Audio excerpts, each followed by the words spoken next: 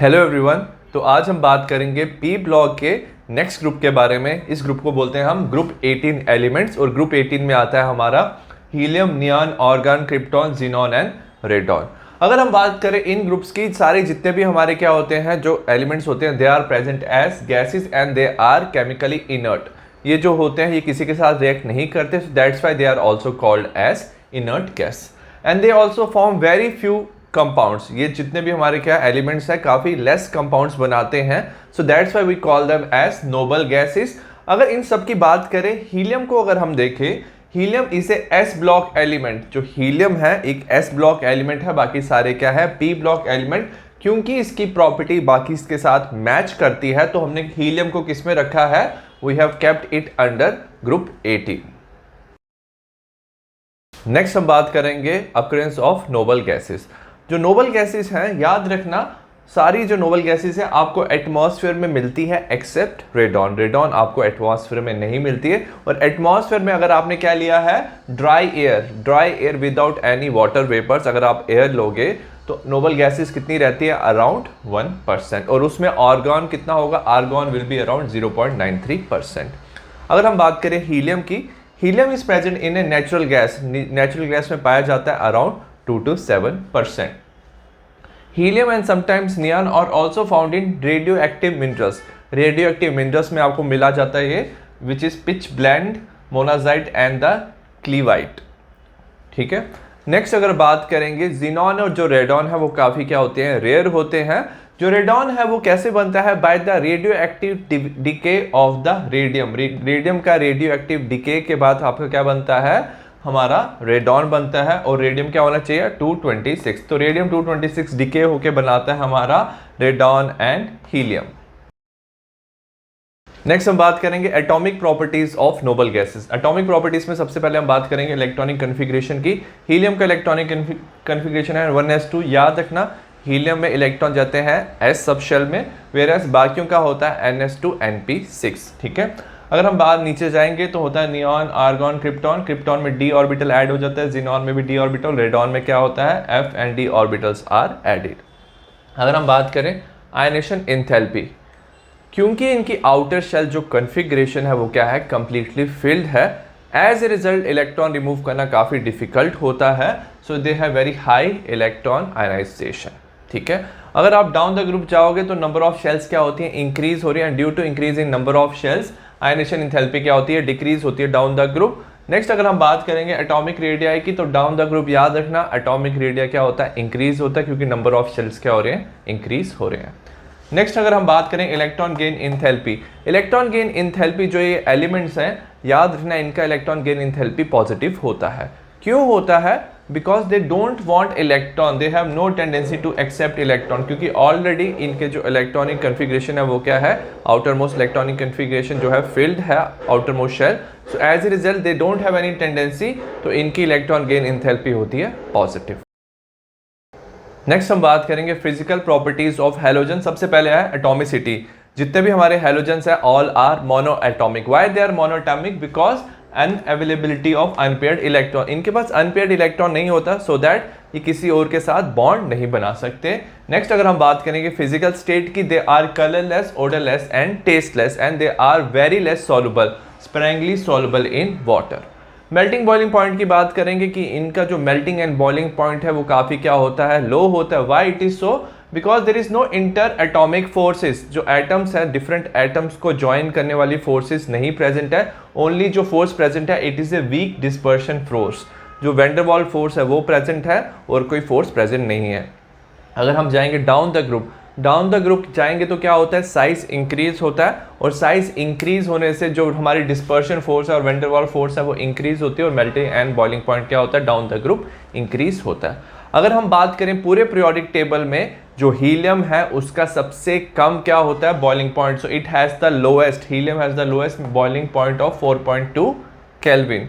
अब हीलियम की एक और अनयूजुअल प्रॉपर्टी ऑफ डिफ्यूजन, जो हीलियम है वो जल्दी क्या शो कर सकते हैं, ज़्यादा डिफ्यूजन शो कर सकते हैं through laboratory material like rubber, glass and plastic. तो हीलियम ईजिली क्या कर सकता है, डिफ्यूज कर सकता है। नेक्स्ट हम बात करेंगे chemical properties of noble gases. सबसे पहले they are the least reactive elements. Least reactive क्यों होते हैं? सबसे पहले क्योंकि इनमें क्या होता है, the noble gases except helium 1s2 have completely filled orbital. जैसे हमारा है NS2 NP6, they have very high ionisation energy and they have very positive electron gain enthalpy. As a result वो क्या होते हैं, they are very less reactive. अब हम बात करेंगे discovery of compounds of noble gases. सबसे पहले जो फर्स्ट कंपाउंड डिस्कवर हुआ था दैट इज ऑफ जिनॉन, और उस कंपाउंड का नाम है Xe+PtF6 नेगेटिव। ये जो कंपाउंड था ये दिया था हमारा नील बार्लेट ने। उसने क्या ऑब्जर्व किया कि जो ऑक्सीजन है, ठीक है, अगर आप उसको ट्रीट करो PtF6 के साथ, it result in formation of O2+PtF6 negative which is a red compound.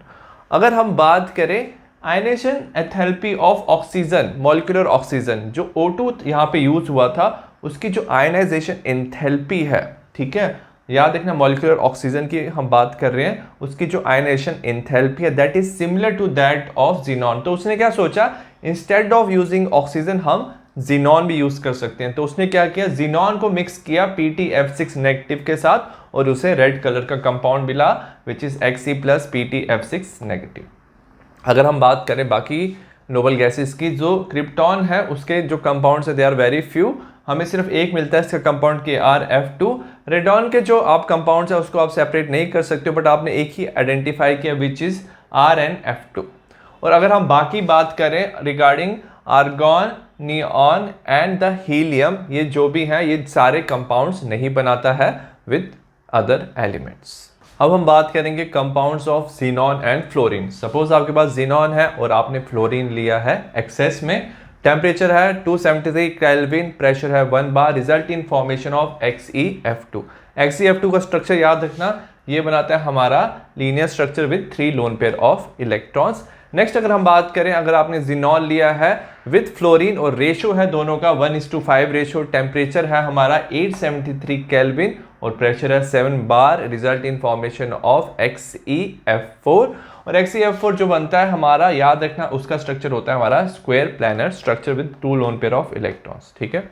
Next अगर हम बात करेंगे, जो जिनॉन है वो फ्लोरीन के साथ कंबाइन करता है और अगर आपने रेशो लिया है 1:20 का, टेम्परेचर है 573 kelvin and pressure is very high 60 to 70 kelvin पे, result in formation of XeF6। जो XeF6 से याद रखना इसका जो स्ट्रक्चर बनता है वो बनता है डिस्टॉर्टेड ऑक्टाहेड्रल।